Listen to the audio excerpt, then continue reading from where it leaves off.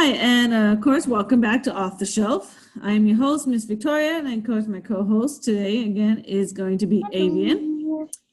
We are finishing, or how can I say, topping it off, our March Irish. I know, I got the roll the eyes from Avian. I'm sorry, I had to throw that pun in there. Topping off, like top of the morning. Just throwing that out there. We're going to be finished off with folktales, and typically I prefer mythology, but folktales is another one I do like because it's like it's one of those story that's been passed on and on. It's something you tell kids, and we would consider scary stories, but back then it was considered your folktales. So let's find out what Irish folktales we will be finding. Now, remember, the first 4 books are ones that you can find here at the Garcia Library.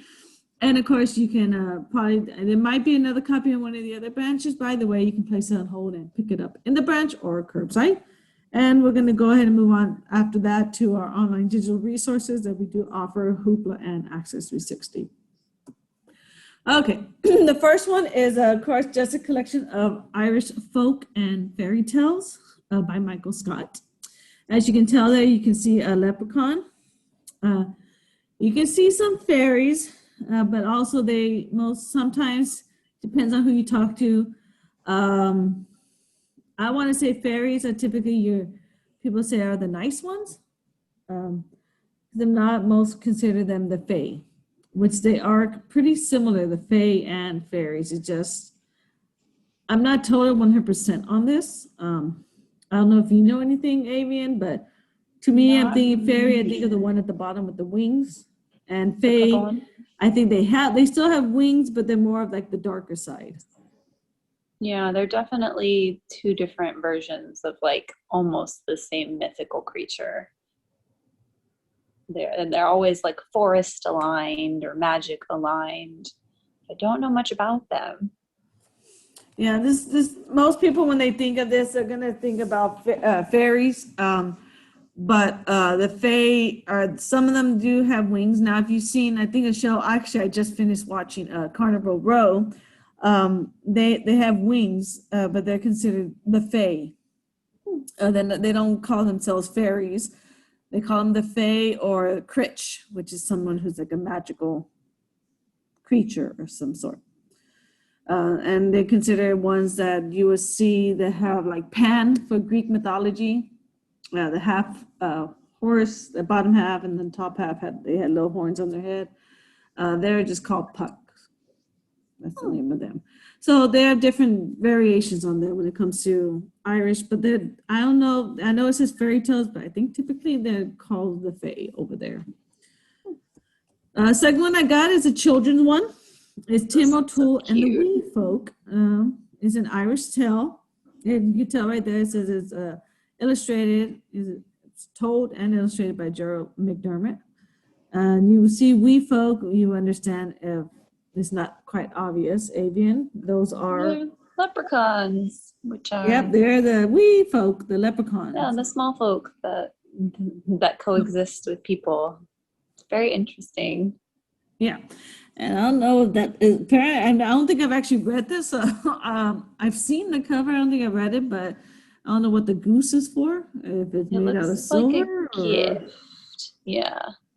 I know that in some iterations, the wee folk are very mischievous. So I don't know if this is like he is gifting them this little goose looking thing, or they are gifting it to him as like a trick. I don't know. You'll have to read it. Sure, that's something parents might want to just to give your child, and they might know about leprechauns, like picture books like How to Catch a Leprechaun and stuff like that. This might be a little more like your Tomei DePaula kind of type. That's going to be a little more informational in it besides the picture books, picture illustrations. The art style is kind of similar too, actually, now that I'm looking at it. It does look like a Tomei DePaula, like Tomei. DePaula. They wrote like Stregonona and stuff, but their art. Yeah, exactly. It does kind of look like this. The next one I have, of course, is another one. It's an encyclopedia of folktales and fairy tales. And you'll find some in there that deal with Ireland or Irish right there. On the cover, it looks more of your Persian type of folktales than just the cover alone, but they does contain some that deal with Ireland.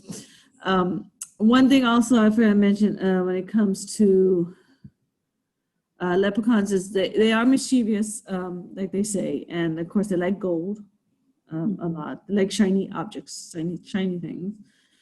And of course, if you catch one, they may tell you where their gold is, if you're lucky. Maybe. But of course, there's also the alternate version where they're really scary and you kind of pretty much stay away from the leprechauns. Yeah, that's my Yeah, one. it kind of gives me flashbacks to that movie, The Leprechauns. And Terrifying movie. So do you think that this encyclopedia, I think this one says it's volume 1, so I don't know like what letters or how far it goes, but this is probably something that if you want to brush up on your like fairy tale lore or mythical creature lore, this would probably be where you go. I would, if you're just starting out and you're curious about any like folk tales, is a good one to do. If you want I want to say fairy tales or something in more fairy tale wise, like your Sleeping Beauty and all that. The best one I would, if you want the actual truth, I would go with your Grimm brothers. Yeah. Because that's going to give you the real. It's scary, but it's more the realistic. It's not all the happy-go-lucky Disney fairy tale. This is a different one. And this one also is going to be pretty much the same. It may have some dark fairy tales. It's not going to have a happy ending. But if you're a history buff and you like folk tales, you want to see what happened to the countries, the tales, and the, almost like your Loch Ness Monster, Chupacabra, like all those tales that people say about different creatures and different things. This would be a good one to start off with as a beginning one. I would recommend that one. Last one is called the Irish Piper. And do you know this one, Avian? A little bit. All I know is that he plays it and things follow him. I guess they're mice, but it's kind of the play on like I've seen it where like he plays and children will follow. And then there's different versions of the stories. You have this one where they consider the Pied Piper. Kids may know it from Shrek. Shrek, yeah. I think the last one, where the Pied Piper, plays the music and they follow. Well, same thing here. Pied Piper plays the music and gets all the mice out of that town. This one's probably what that's about. Ireland does have another one, Saint Patrick himself, that he became a saint because he was able to banish all snakes from Ireland. Which I would thank him too, because I'm not. Right. We don't want those. Yeah, I don't want the snakes or the mice, but since you got rid of the snakes and the snakes can't eat the mice, I think I would need this Irish Piper to get rid of the mice. Yeah, they can both go away. I don't know where they went to, but. Well, if they couldn't swim, then they somewhere in the ocean, or maybe they made. No. I don't know. Who knows? The closest thing for them.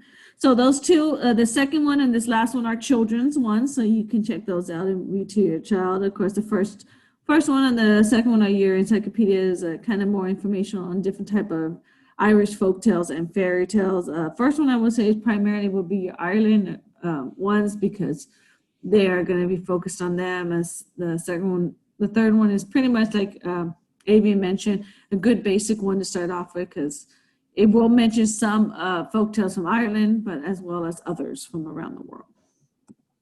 All right, now our Hoopla, online digital resource Hoopla. I was unable to find any for Access 360, unfortunately. That was specifically did with Irish folktales. They probably did have folktales or fairy tales, but I was kind of looking for specifically Irish to go with a theme. So the first one by James Stevens is just going to get straight. Just particular, you can see the little Celtic ruins that's circling around the title, the Irish fairy tale and folktales. Of course, you may look like it's a design, but they actually have a meaning behind it. Those are considered knots. I do not see the Trinity knot. It looks like the triangle on one of them. It looks like almost it could be a Trinity knot, which is just pretty much a triangle. The circles overlap to the points they connect to, or it could be like your mother, the grandmother, mother, and daughter, or other ways, but it's one of the knots when it comes to Ireland. Next one is by W.B. Yeats. So the second and the last one are both by him. First one is Fairy and Folk Tales of the Irish Peasantry.